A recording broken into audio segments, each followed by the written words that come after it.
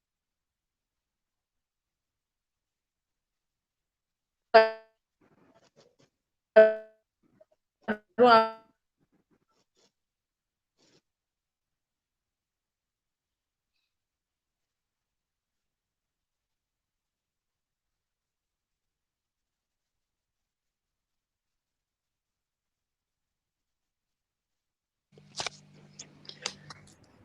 Okay. sorry.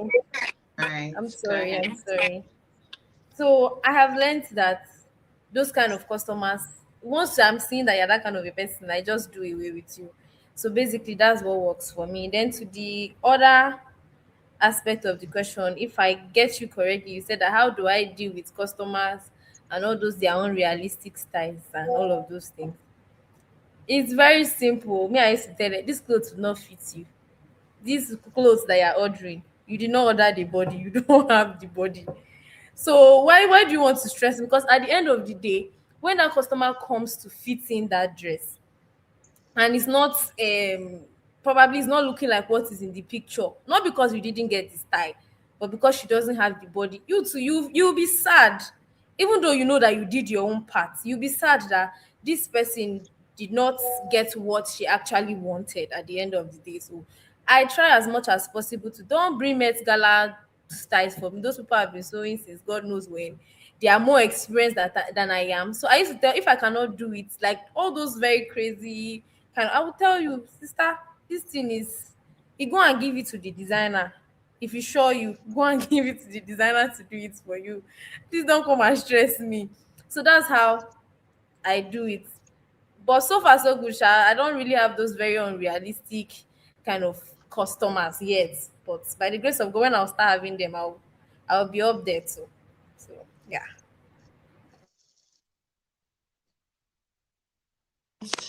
Thank you so much for that.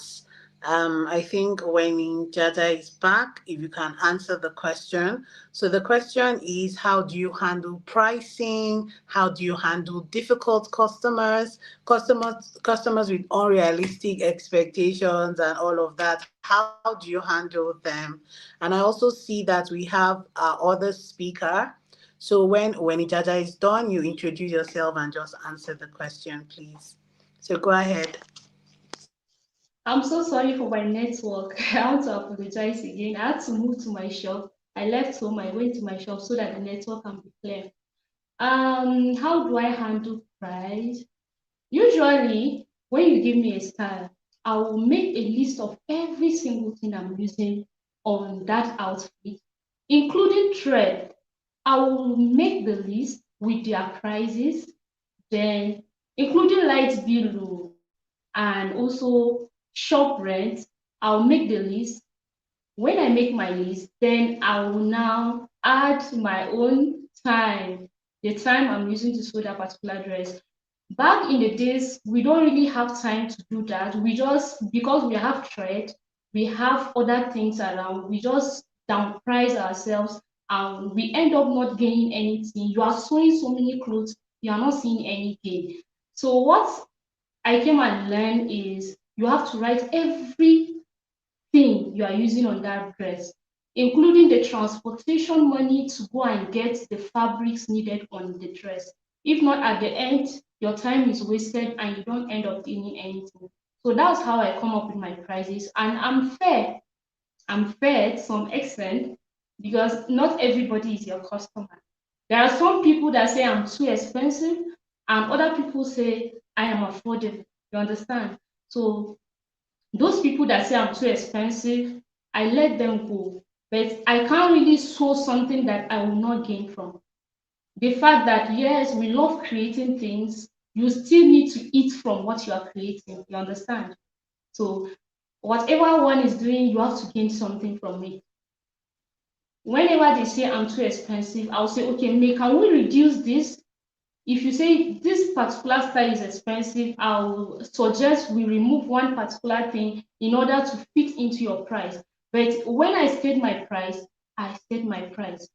And I don't usually take it too high. I'll give you a moderate price and I won't reduce it. Hardly I reduce it because before I'll give you that price, I must have made my calculations, add my little gain from it. And also the next question you said, How do I handle difficult clients, right? Okay. Hey, it's sometimes me, I'm a patient someone. I don't like fighting and I don't like quarreling. So I like to handle things patiently with customers. I've met so many customers that will drain you. Like if they give you clothes, you can't drink water again. They will make sure they call you every day. Make sure the clothes is beautiful, oh, and all of that. So usually I'll just say okay, even though I have something different to say in mind, I'll just say okay, ma, or okay, sir. You understand? So I've met people that opinion of others matters to them very well. Like I remember some months ago, we saw a dress. The lady doesn't have hips, but she's busty. So she now said we should add hip pad to the dress. I now say, okay, if that's what you want, I sew everything. The day she came for fitting, she was dancing and happy because I gave her what she wanted. When she got home, I saw 5 missed calls from my phone. I said, why is this one calling me? I saw 5 messages from WhatsApp. Can I come back now? My husband said that the hip is too fake, that I should reduce it. Hmm. I just say it's okay, can you come tomorrow? Because I don't even know what to do and I love to give you, no matter how you disturb me, I just want to end in peace with you. You understand? So that I don't want something that will say, no, you've already said that's what you want. I just told her that please can you come tomorrow? She came. We spent 3 hours removing the hip pad and sewing the dress again. She even came with the husband. We removed everything and she left happily in her mind. Then when she got home, she now messaged me that, ah, Weni, you are really a patient somebody, oh, that if it was some tailors, you will never agree. In my mind, I was like, if you know it's in my heart like this. Because I was angry, but I make sure that I satisfy you, no matter how difficult. I've not really met somebody that will really pass my power. So I make sure I end everything in peace with you.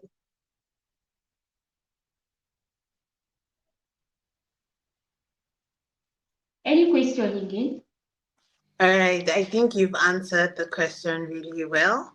So we'll take the Alright. next person, you introduce yourself, and then you answer the question.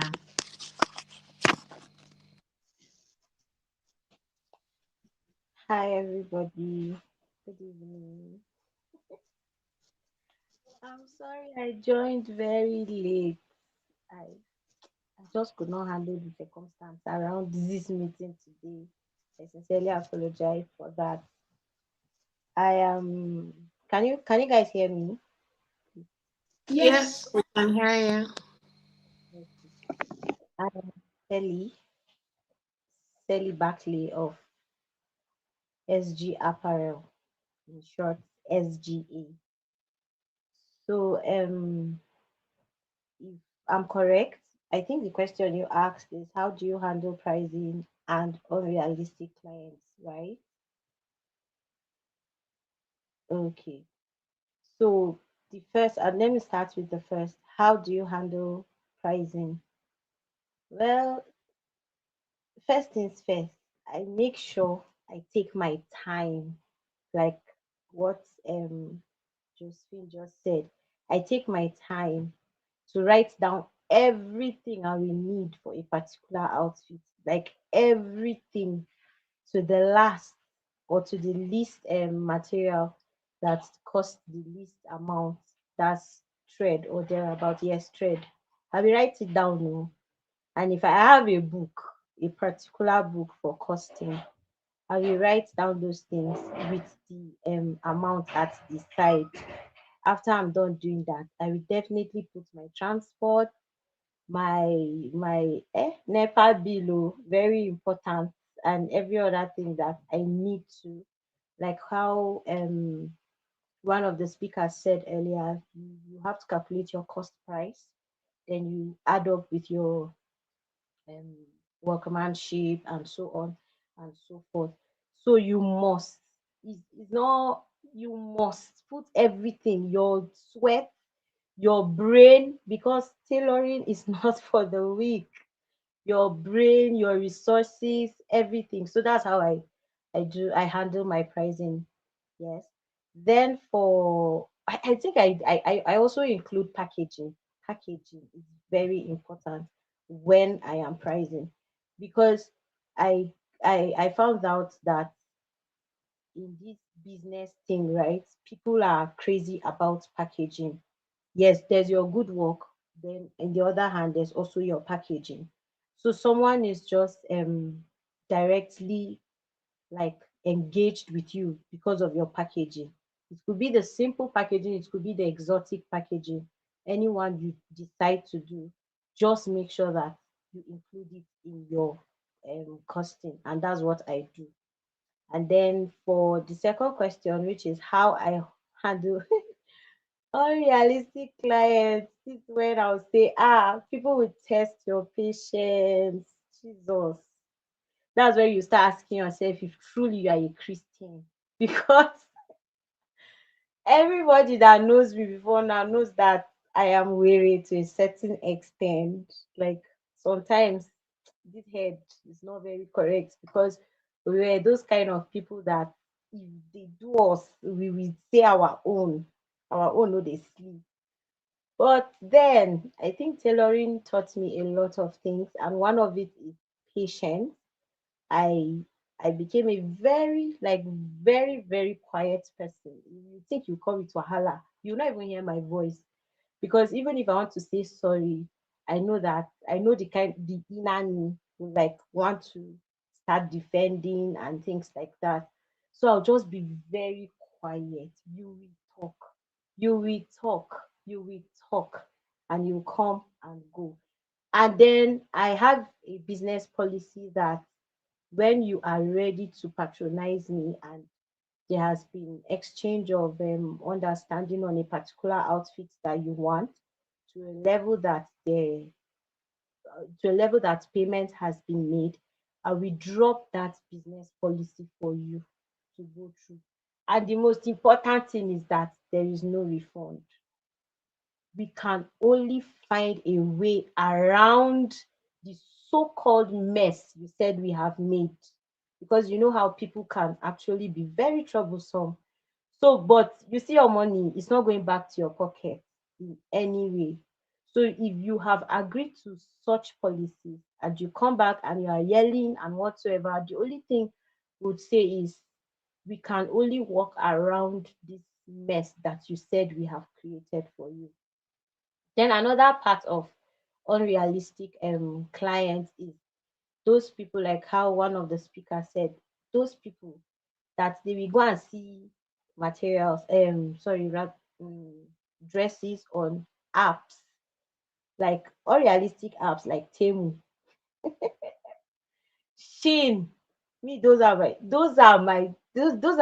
problem I have. Those are the problematic people I have in my own business. I don't have a problem with Pinterest. To a great extent, Pinterest helps me too very well. But you see all this Temu, Shein, those ones are, is it not China people and all those people that are making dresses like that? And now I'm now seeing that ladies, especially young ladies, are now bringing those things, be those dresses for us to sew. The type of materials they use, like me, I'm in Jos City. I'm sure that just fashion designers will actually relate. We are having difficulties getting very good materials, like very good materials. For example, when we talk about quality quality silk materials, most times it's hard to get them in different colors, especially a color that a client wants. But then you check that all those ones they are bringing from Shein and Temu are very quality silk materials. And if you don't get quality materials, you cannot be able to give them what they want, and it becomes a problem. So it's just better to, I am of the opinion, and it has helped me so much in my business, that you bring a style that I know deep down that is going to stress me, to source materials and to also give you the result based on what you really want, I will kuku tell you, I'm not, I don't think I can bring out the style the way you want it. We can only tweak it for you to a certain level, certain extent, but we cannot bring it out this way. If you agree, fine. If you don't agree, so that's my own. That's how I handle people. All right. Thank you to all of our speakers. From what everyone has said, I think it just means that not everyone is your client, not everyone is your customers. Go to the tailor that can meet your need, or go to the fashion designer that can create what you want to be created. So I'm going to ask this question. I'm merging like three questions. So first, you're going to define your personal style. Like as a tailor, what is your personal style? And secondly, do you think this your personal style can affect, how you take your clients' styles and all of that? Like some tailors can say, "Oh, I don't sew clothes that are so revealing." So, do you think your personal style actually affects that? And the third question is, what makes your style unique? Like, can I see your clothes and say, wow, it has to be this person that made this clothes because you have a unique, way of doing your own fashion design. So if we're clear on that, we can go ahead and start answering.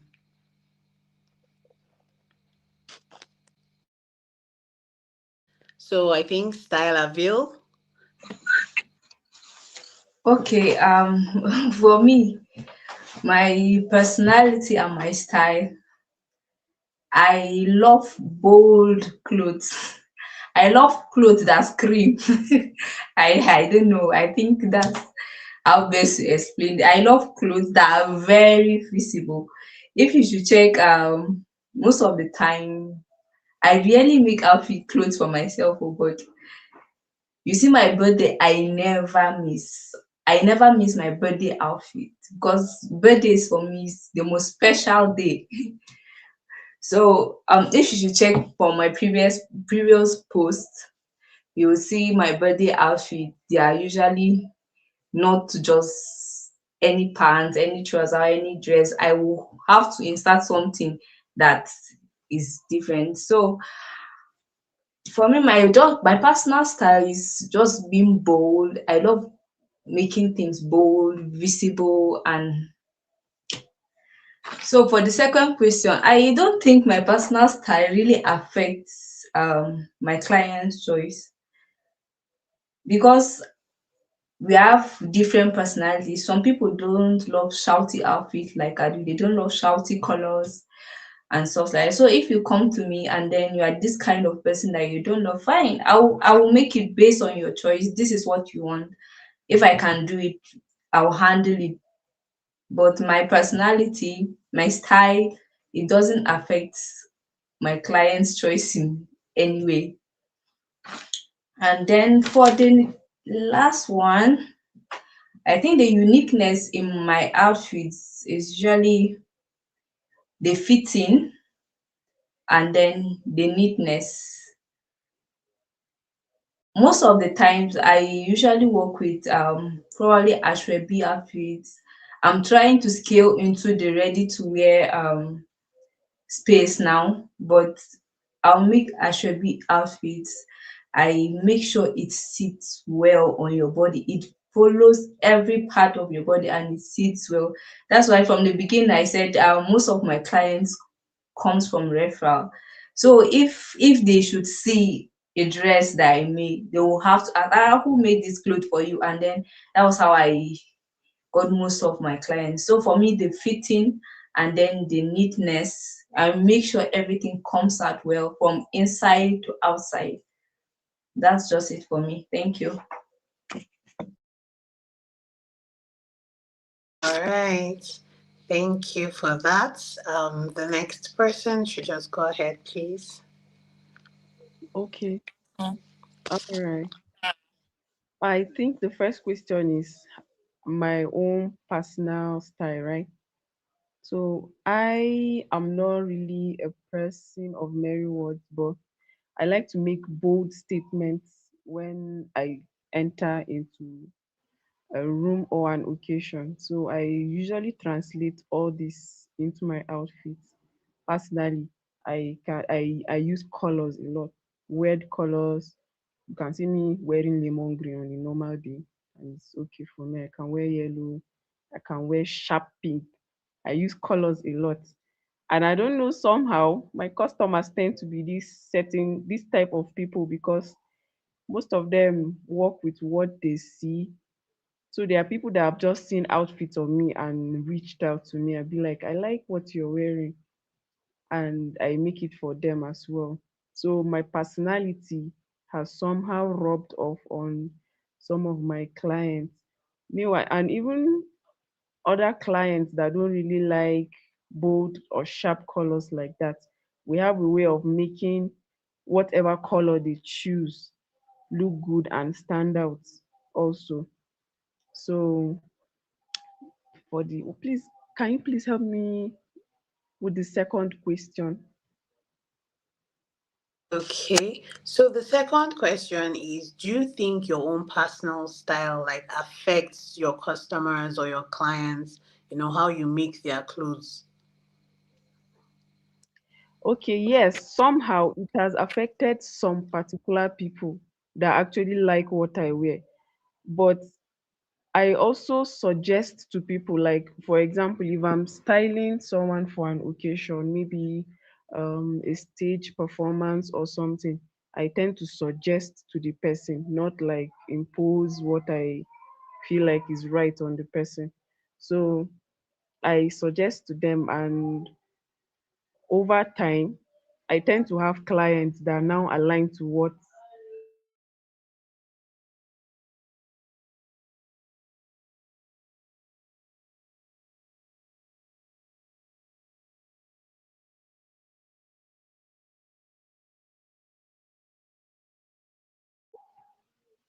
to have clients that are now aligned to what I want them to wear.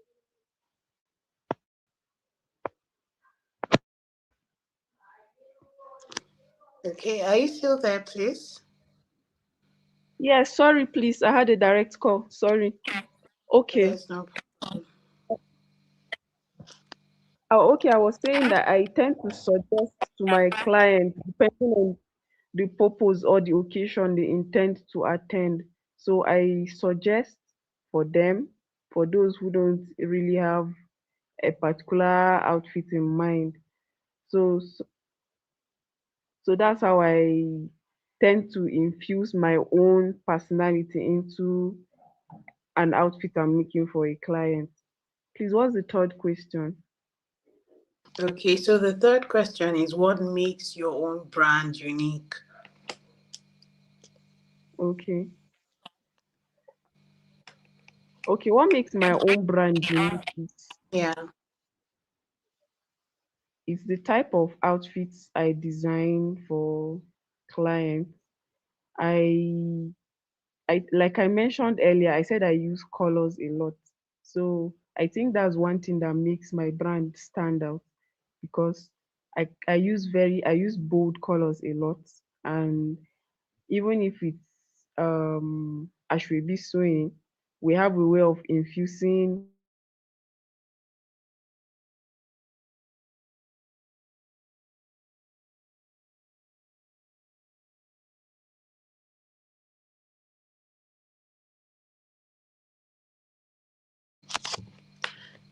Elversville, are you still there? So I think she has a problem with her network again. Please, guys, if we can try to stick to the 2 minutes or even less so that we can answer more questions. Our time is running out. Can the next person please just go ahead before her network stabilizes? Okay. So the first question is, what is your style? I'll say that my style, I believe that I say believe because whenever I say my styles are very simple, my friends don't agree that I like to do too much. But I believe that I just love to look elegant and classy, not too much. I There are some outfits that you wear that it is the earring that should be loud, some your hair. So I've understood that. So I just like my outfits to be elegant, classy, not doing too much. But then people say I'm doing too much. So the second question is, does your personal style affect your clients? It's only my friends that are my clients that my personal style affects, because they don't come to me with style most of the time. Ju- I have this material, I'm going to this so place, make so thing for me. So I'll look, because you are giving me the opportunity to create something for you. It will not be far from what I would originally create for myself. That is for my friends. But for clients that come to me to say, I want you to do so thing for me, I will stick to what you've given to me. So I will say that my own personal style does not affect my clients. It's just my friends that are my clients that my personal style affects. And then thirdly, uniqueness in your outfits. The uniqueness in my outfit is just how classy and put together it is. I will not say that if you see ready to wear dresses, that means I'm the one that created it. No, because I'm still, creating both ashwebi, bespoke, ready to wear. I'm doing all of it for now. So I cannot say if you see a very beautiful ashwebi dress, that's mine. So I'll just say that it is the how classy and elegant and put together my outfit. If you see my outfit on me, you will know that it is me, because I don't know how to copy somebody's work. So there's a little kind of difference that my own, no, not customers' own, has. So it goes along to affect my friends too, that give me the leverage to, design their dresses. So it's just the classy, how classy it is, how elegant and put together. So that's like the unique thing about um my dress. So thank you. All right, thank you. Next person, please.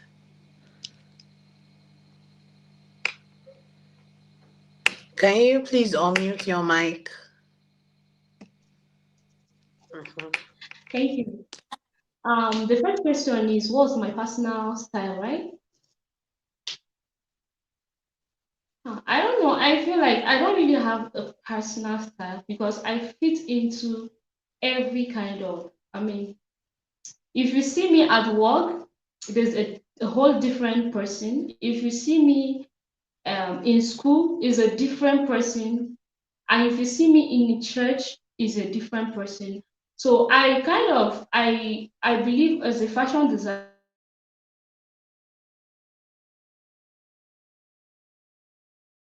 people have their own style, but I think I can do in every aspect. I'm good in the English. If you see me in church, the native, everything is perfect.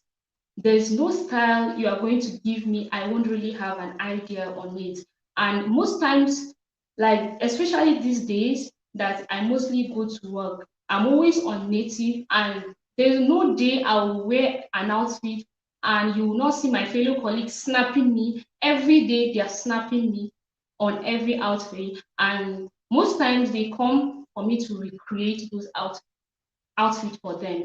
And in school again, I don't mostly wear native, but every outfit I wear outside, you see people liking it. So I don't really have a particular style. I touch every area. And the next question says, what does my personality affect my client? No, me mostly, I love decent outfits. I love decent outfit. I don't like things short on me. I always like things to my ankle, and I love to be covered. So most will be like, no, me, I want my own to show like this. So there's usually a difference. If I meet a particular set of people, they prefer me to create something the way I wore it or the exact thing they saw. While there are others that will be like, I want mine to be a bit like this, and everything I'm okay with it. I'll do whatever you want me to do for you. The third question, I don't remember. What makes your brand unique? Okay. I think when I started early, I don't know, I didn't have need finishing back in the some years back. I didn't have need finishing, but as I grow, I begin to learn so many things. You need to create your own, like your own has to be top for people to keep coming. So I love to take accurate measurements. So most times when you come for fitting, there's even nothing to fit. You just wear your outfit and you be smiling with it and you go with it. There's nothing to adjust, and there's usually neat finishing. Thank you. All right, thank you for that. The next speaker, please. Okay. The first question is, what is your personal style? I'll define my personal style in three. I'll list out my personal style in three. First is playful, second is modest, and third is shiny. Anybody that knows me knows that I like a little glitter on most dresses I wear. I could make something very simple, but I'll always accessorize properly. And my accessories must have shine on them, because I also sell jewelries.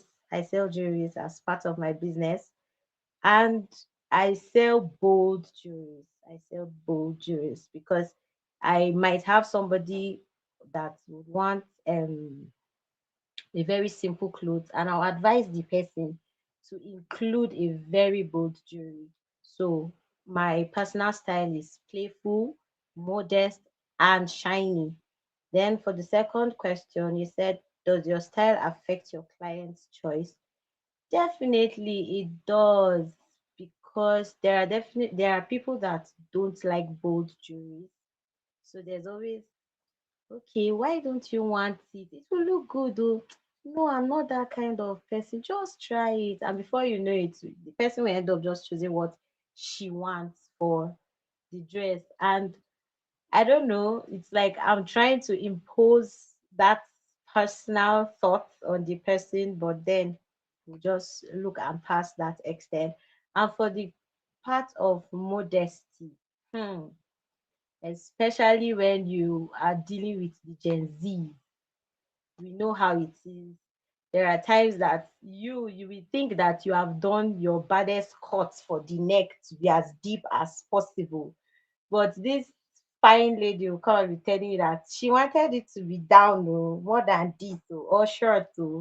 So those are some of the issues me personally I have in my business. Then the third question is, what makes your style unique? I'll still categorize it into three. The first one is neatness. The second one is comfortability. And the third one is the recommendations that I give my clients. Before you come to me, most people, even people that is through referrals that they come to me, they come and say, good afternoon, ma'am, good evening, ma'am. Please, this is the material I have. What do you suggest? And this is my picture. That's if I've not seen this person before. What do you suggest we do about this? I'm thinking of this, but what do you suggest? Because I heard that you give people, one woman said you tell people the truth.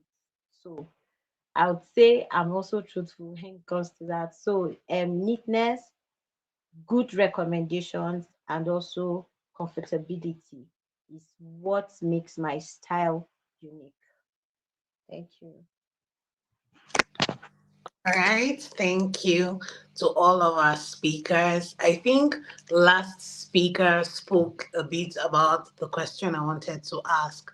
So, I'm so happy that everyone is talking about their personal style and how you have answered this question. It just shows that fashion designers or tailors are actually influencers. Like you guys influence what everybody's wearing, honestly. And so that leads me to the question that I want to ask now. The question is, how do you think that your own influence can help, a client pick a particular style? Okay, how do you influence a client's particular style? For example, someone brings a style that maybe, okay, you need to have hips in order for the clothes to look really fine. And me, I don't have hips, but I want it at all costs. Now, how do you help the customer realize that, okay, this is not for you? And secondly, do you think that your own influence helps your customer to be confident? Like if I put on a clothes, let's say for example, made by New Hay Tailor, and then will it make me feel confident? Or if I put on your clothes, will I be one of those people that will just shy away from like every single camera or gathering? So let me take it again. The first question is, how do you influence your customer, especially if they're making the wrong decision, maybe clothes that is not for their body type or is not even appropriate for where they're going to? And then the second question is, how do you think that you can help?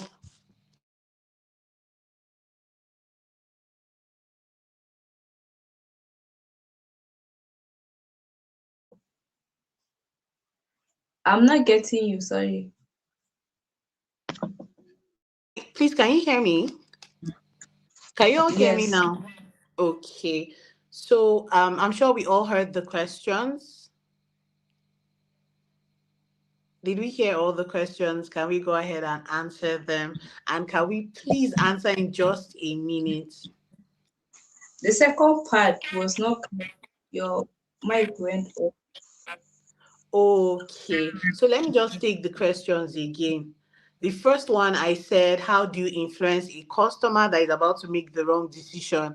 And then the second one is, do you think that your own clothes, like if I put on your clothes, do you think I'll be confident? Do you think that your outfits, the outfits you make, help people to feel confident in them? So did you all get that? Okay, please let's answer in just a minute so that we can take two more questions and then we call it a night. Well, for me, how I influence my customers, it depends on the person, because some people can be stubborn. That's just a fact. Because if they come to you and then you advise, oh, this is not for your body type, it will not work to you for you this way, it's not good for this occasion. And then some will say, no, this is what they want. So some clients come to you with, like, they've already made up their mind and then they don't want to change their mind. While some, when you give them the advice, oh, this is not okay for your body type and stuff like that, and then they'll say, okay, what do you suggest? From there we can take it up. Okay, can you try this for this occasion? I feel it will be much better. Can we do this? And then it's easier. While some don't want at all, they will insist that that's actually what they want. And for me, I won't be left with any choice than to just follow what they want.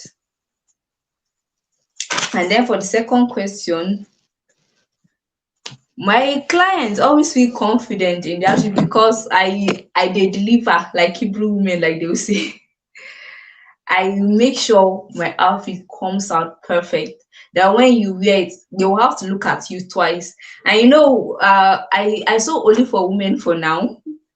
Most of the time, women, we love compliments. Sometimes you might not even be feeling the outfit, but just because someone say, oh, this your outfit is so fine, keep out the from there it will just boost your confidence and stuff like that. So for me, I try my best to make sure that every outfit I make comes out perfectly well, and it will make the next person that will see you in that outfit ask you where you get it or how stuff like that. I just make sure I deliver, I give you the best. It comes out well. Thank you. All right. Thank you so much. We'll take the next speaker. So let's just speak one after the other until we're done. Okay, sorry, please, can you remind me of the first question? Okay, so the first question is, how do you advise a customer that is about to make the wrong fashion choice? For example, a customer is picking a style that you know will not look good on their bodies. How do you convince them, or do you just go ahead and sew it like that? And then the second one is, do you think that your own outfits help your customers to feel confident when they wear your outfit? Do they feel confident in it? So those are the two questions. Okay, how I advise a client that is about to make the wrong option is I will first of all explain what how the style is to the person, and I would also tell the person that considering so part your shape and your figure, what will actually look better on you. But in a situation where the client insists on the style, or maybe it's an ashwebi style that they have to also the same thing. Maybe if the style doesn't have hips like that, I kind of suggest she goes for hip padding, or maybe she goes to the market and buy the one they used to sell in the market, just so that it can boost her confidence when she goes to the occasion and meet other people. So I always suggest to them, I always suggest, but I don't impose. I wouldn't impose what I feel on the person. And for those that are open to suggestions, I tend to modify the style they already brought. Maybe either by changing the up, or maybe changing the down, or maybe adding an accessory that could just take the outfit from 0 to 100. That's what I do most at times. And I always ensure that they feel confident. I pour in my whole heart, my whole skill until there's nothing left to be done on an outfit. So that way, I'm very sure that if you step out in that outfit, there is no how you will not feel confident, because I know that I have already poured all my creativity into it. So my clients are always confident. That's why they keep coming back. Thank you.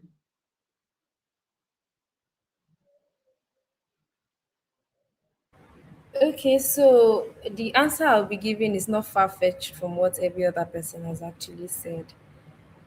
Once to influence your customers, it's just you know better actually because you are the professional, right? You know their body type and the kind of outfits that will suit their body type. So it's just for you to advise, not for you to impose. You advise. If the person takes your advice, fine. If the person does not take your advice, it's still fine. If you feel like you are okay making the clothes for the person, even though it may not look good. Me, sometimes I don't used to post those kind of clients picture. If you go and if I try to convince you that is this dress that will suit you better and you insist, I'm so sorry, I will not post you because me, I'm not even proud to show people that I made that kind of an outfit. It's not because the outfit is not fine, but it's not for your body, so it will not look fine. It will not look good on you, and it's not the kind of thing that I want to show my clients. So it's just to advise. That's just it. Then the second question, does your outfits make you? Yes. In fact, the way me I used to wear my own clothes alone, the way I used to carry myself in my dresses, is one of the reasons why people patronize me. And I feel like it's a kind, it works on their psychology. Like if Hannah wears this dress and it looks good on her like this, that is how it will look good on me.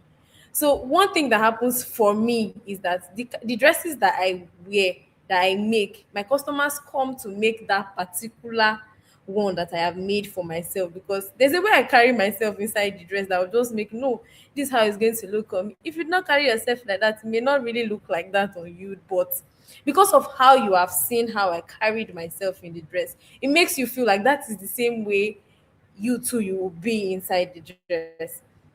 So that's one. And secondly, I try my best to make your dress the way you want it. And I have hype women too in my shop. My tailors, they will hype you.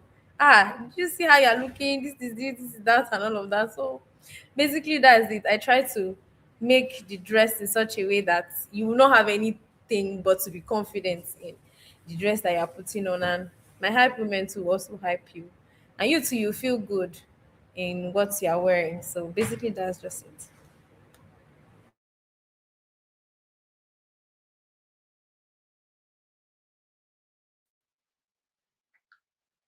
Okay. When you judge our fashion, go ahead.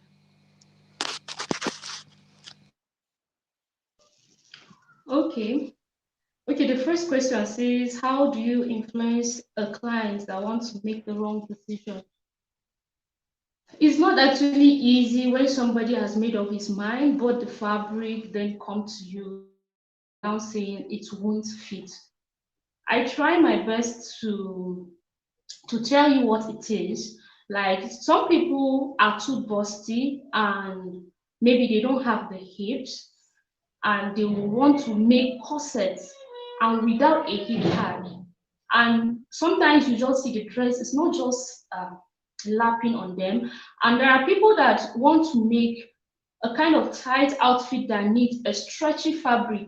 You will see them buying a fabric that is not really stretchy, something that maybe something that needs crepe, you go and buy maybe Ankara and you want to make the same thing. I'll tell you that this thing is not going to lap on you like the style you showed me. And most times they agree with me and they will change the fabric. Some will decide to change the style, but I will not give my choice. But if you say I should still do it like that, it's fine. I don't really impose like trying to force my opinion on them. Do you think if you feel this style, this is it, if we do it like this, it will not really give us this? Are you okay? We should go ahead to do it. If they say fine, then I'll go ahead and do it. But if they decide to agree with me, because sometimes I scare them, I'd be like, please, so if anything happens, don't hold me responsible. So most times they follow my opinion and they change their either style or the fabric. And also the next question said, do they feel confident about their outfit? Right? Is that the question? Okay. Yes, anything I saw, because from their review and also from their recommendation, most times I get my clients through my other clients. If not, I don't know where I will see customers because of the location I'm staying. But I'm always showing. My neighbor will say, where do you used to see customer?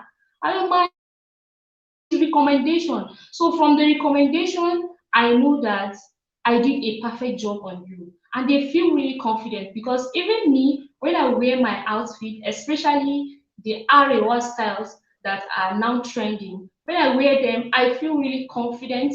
I walk with like confidence, you understand? Like I'm the wife of the president. So, and people will kind of admire the style. You will see a similar style with someone, but they really like my own because of the way I carry myself. You understand? So they definitely feel confident and they love what I do based on their review and the way they recommend me all the time. The last question. What is the last question? Sorry. I think you've answered all the questions. They're just Okay. two.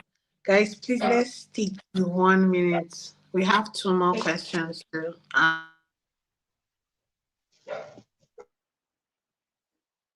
So I'm tempted to say everybody has answered the question, so I don't need to answer the question. But then I think for the first question, how do you influence a client's particular style? If I'm correct, the basic thing there is just to know your work and know how to relate it via speech to your client. That's just it. That's what I understand. Then for the second question, do you think your influence makes your clients confident. Yes, it does. And one thing I'll say is if your tailor cannot dress, there's a problem, because it's very important that your tailor should know how to slay her outfit properly, because it's from there that you will know whether this tailor can actually deliver or this tailor knows her work, and so on and so forth. As for me, I create most of my designs. So when you even see it on my body and you like it, I will tell you I created it myself. So if this is what you want, fine. So number one, know your work and know how to relate it properly to your client when you are advising. And then number two, the fitting parts. And then to add up to what one of the speakers said, the hype women we have in our shops. When you come to fit, and they will tell you, ah, auntie, have you seen how this sleeve looks good on you? You know how women we love compliments. So I think compliments too. When the person is in your space, workspace, you compliment her properly. So that's just it. Right. Thank you so much to all our speakers. You've been really amazing answering all of these questions really well. So I'll ask three questions, but in one. The first one is, do you think that this fashion design or tailoring will help reduce unemployment? There's no Nigerian that will say they don't know that unemployment is like a major problem in this country. Like, do you think tailoring will help with that? And also, do you see this your business or this your brand as just a source of income, or you see that it's actually more than that? Like, do you see it as maybe something impactful, something that you can use to mentor someone? Do you see it more than a source of income? So the first question is, do you think it can help reduce unemployment? And then the second one is, do you see it more than a source of income? I think this time around, I wanted us to start from the last person and then we take it to the first so that everyone can have ample time to speak. Although, please, let's stick to 1 minute. So go ahead. I think SGE Apparel, we'll start with you.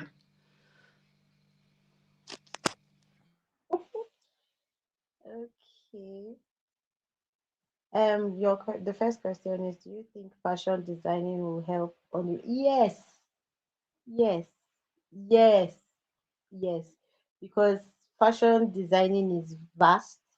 It touches different areas, and like fashion itself, it touches different areas. So there's a lot to do in the fashion industry, and in every aspect, you will make your money appropriately. You will make your like you will even be mentors to people in different aspects of fashion designing.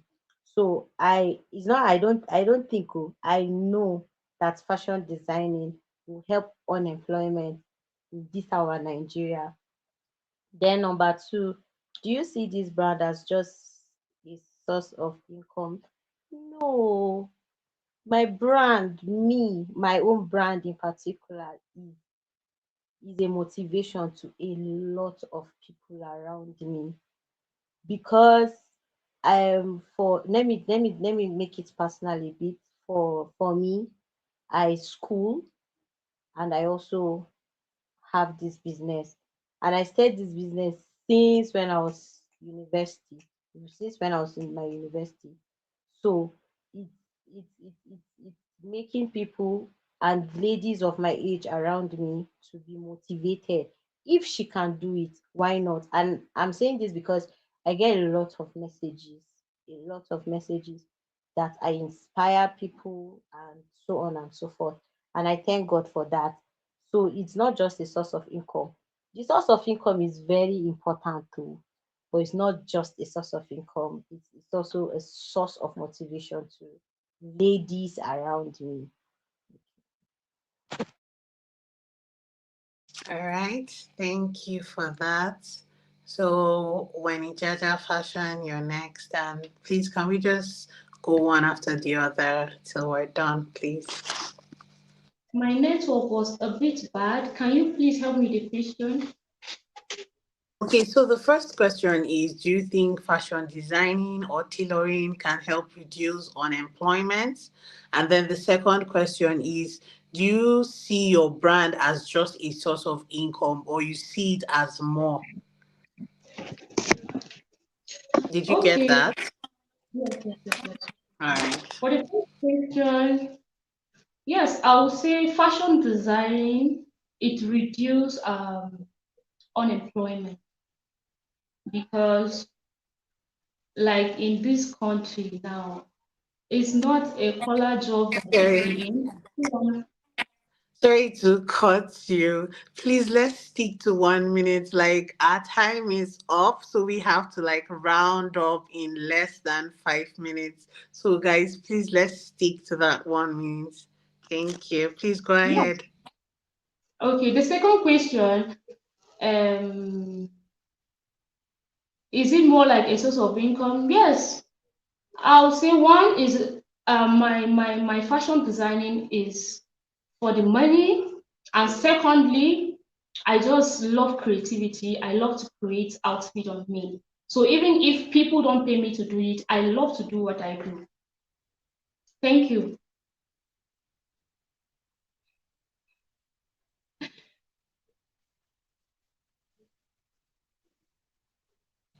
So Evansville, you're up next.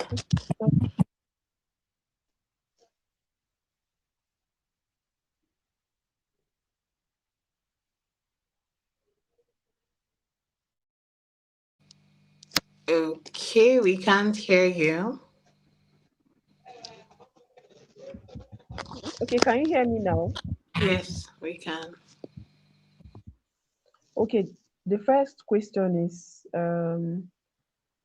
oh, is my business for money making only? Yeah, of course. Okay, yeah, it will unemployment, sorry.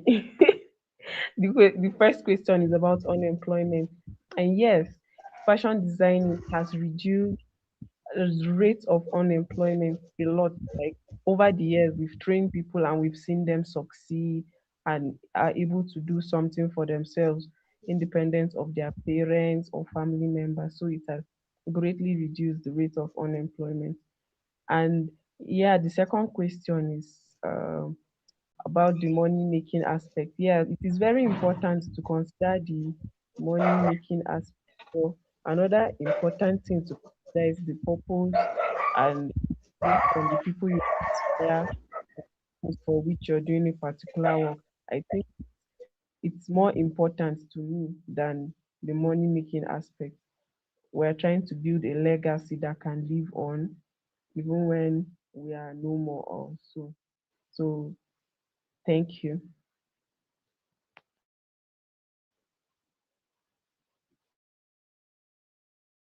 So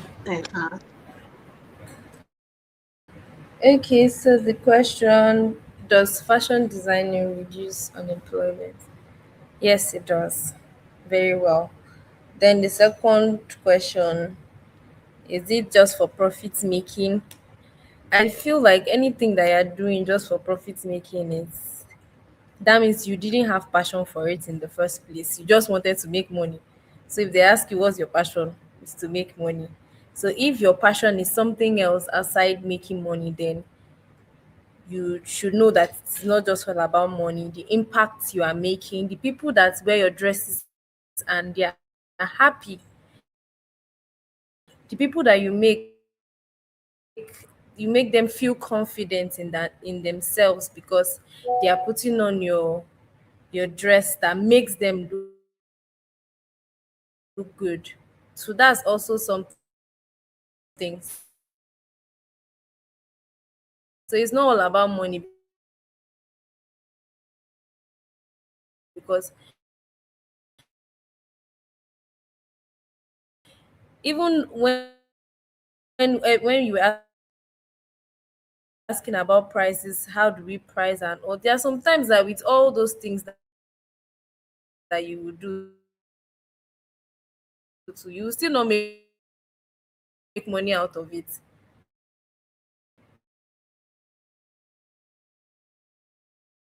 That's just, there are some dresses that you make, you think you have charged this person very well, but you will not make money out, but you still continue because there's something beyond just making money, which is seeing, the women that you dress up look beautiful.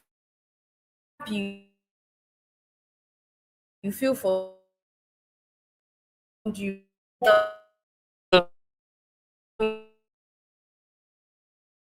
social institution, all of those up sees that you are doing.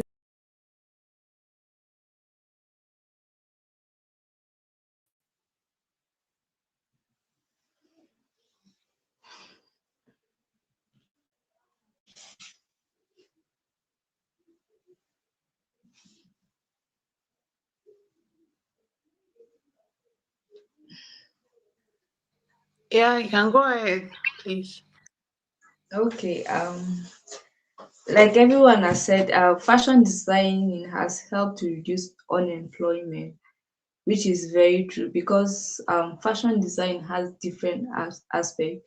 There are fashion illustrators, there are bidders, there are tailors, there are fashion designers, those who create styles from scratch and stuff like that. So it has is vast. It has a lot of aspects. So it has help reduce unemployment because of its versatility. And then the second question, my brand, I don't see it just as a source of income because I put my heart and my blood into that place. Even if I stop sewing for people today, I think I would love to keep sewing for myself because like I said earlier, I love making statement. I love my style is being bold.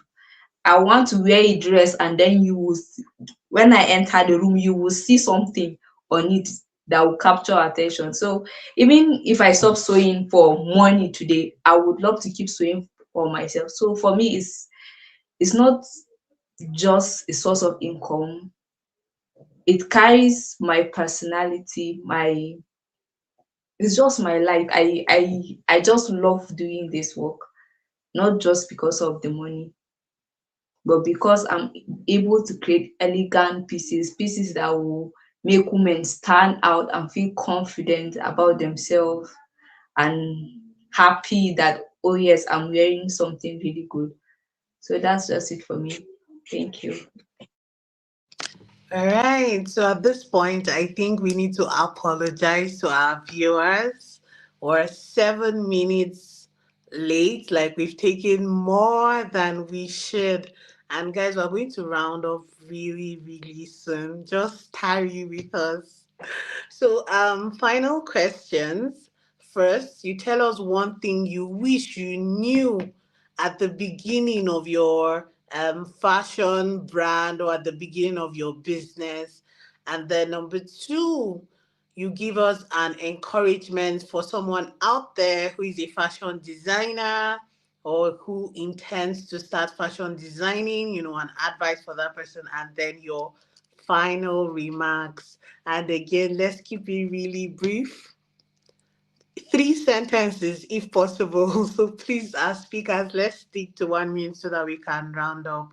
Again, we'll start from SGE apparel and then all the way. So let's go ahead, please.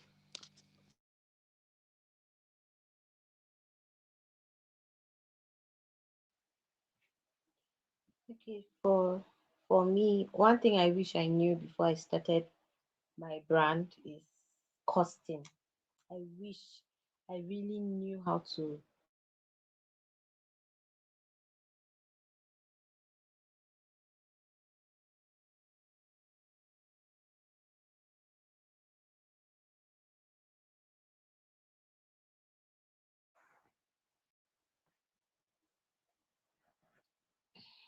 Can you hear me? Can you guys hear me? Sorry, I got a call. So I said costing. Then an encouragement to any fashion designer out there or anyone who is planning on venturing into the fashion designing, just manage your strength, manage everything. Hey, just manage, but the Lord will see you through. That's just my advice.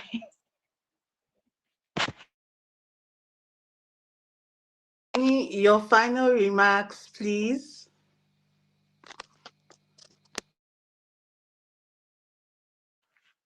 Okay, nothing really serious about my final remarks.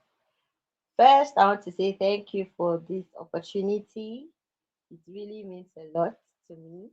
And then secondly, I'll just say whatever it is, just make sure that for viewers out there, whatever it is you are doing, whatever it is you want to do, just make sure that there's a passion in there for that thing that you want to start doing or you are doing. If not, trust me, it's just going to go down the drain.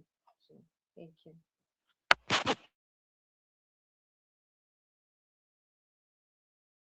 So, Evansville, please. You're next. And then Stylerville. Okay, for me, what I wish I knew earlier was, yeah, like she said, costing, because we're just sewing. And also, I wish I knew that I can't sew for everybody. You have to you have to narrow down your niche. You can't be everywhere, you can't be here, there, all over the place. You have to choose one aspect and just specialize in that. Those are the things I wish I knew earlier. And my advice to someone who wants to venture into fashion design or is already in fashion design work and is feeling weighed down and is feeling discouraged already, is just keep pushing and be open to learning and unlearning, because this fashion industry keeps evolving, and learning never ends. Sincerely, it never ends. So you keep seeing new things, but just keep an open mind to learning whatever trend comes. And my final remark is, I'm really grateful for the opportunity to be on this particular stream. I've actually learned a lot from my fellow fashion designers here, and I sincerely wish us the very best. This work can be overwhelming, and I pray that God will continue to give us the strength to keep pushing and keep trying our possible best till we achieve what we intend to achieve in life. Thank you.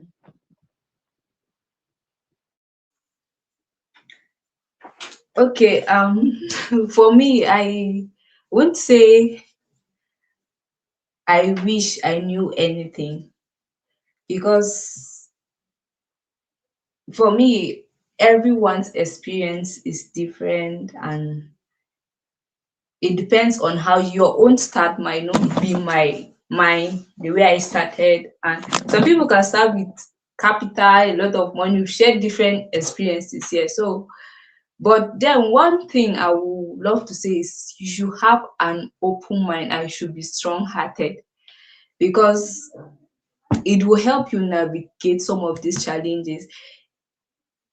For me, to some extent I can say I'm a fearful someone. If I know something, I'll be scared. Do I really want to do this? Do I want to really go into this? The way they are describing this thing, it seems hard though. But then I don't I prefer going into things blindly and then finding my way of navigating through it. So I don't wish I knew anything. Let me just start and then I'll find my way through it. And then my advice to anyone trying to go into fashion designing is to be strong hearted and be kind, know how to deal with people, because you will get to meet different characters and species of human beings. So you should know how to deal with people, and you should be strong hearted. And then for my final remark, I'm really grateful for being on this platform. I've learned and unlearned from people, and I'm really happy seeing everyone here. I hope to do this again and more often. Thank you.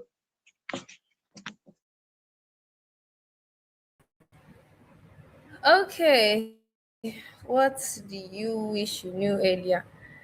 There are a lot, but I would like to say that I wish I knew how to cost to charge my clients earlier. Those all those work that you'll be doing, and at the end of the day, you don't have anything to show for it. And I wish I was not a procrastinator. I'm a very, very strong procrastinator, or I used to be. I'm working on it. So I wish I did not procrastinate. I know that I would not be in this particular spot where I am today. So my advice to upcoming, me too, I'm still upcoming, to all of us upcoming is that just all these big brands that we are seeing today, they started from somewhere. So we'll get there. Them too, they are still going somewhere, right? So it's a journey.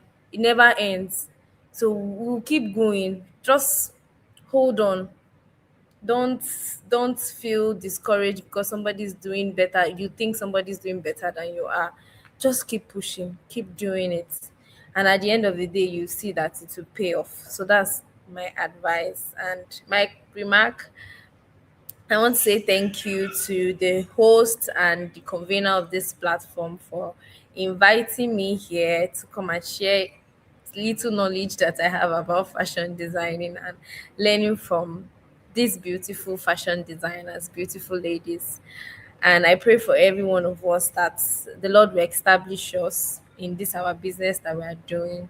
We will not sow for ordinary men, we will sow for kings. In Jesus' name. Amen. Thank you. Amen.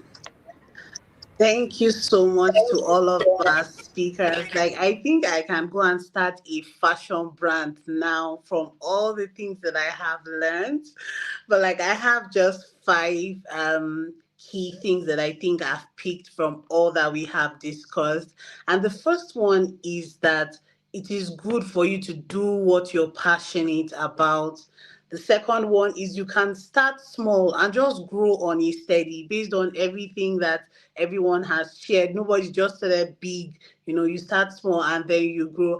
And then patience is really needed. Like, you have to be a very patient person to work with other people. And it's okay to suggest to your customers, suggest, but don't impose. And then I think the last one is that our brand, our businesses is more than just the profits we make. It's more than that. It's about making impact, about causing change and helping one another. So thank you to every single person. I'm clapping for all of our speakers and all of our viewers. We have taken all of your time. Thank you to those that stuck from the beginning till this time. So thank you so much. Let's have a lovely evening and we hope to see you some other time. Bye, everyone. So we can just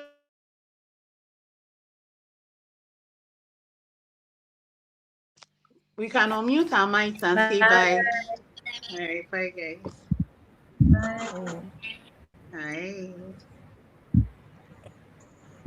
all right.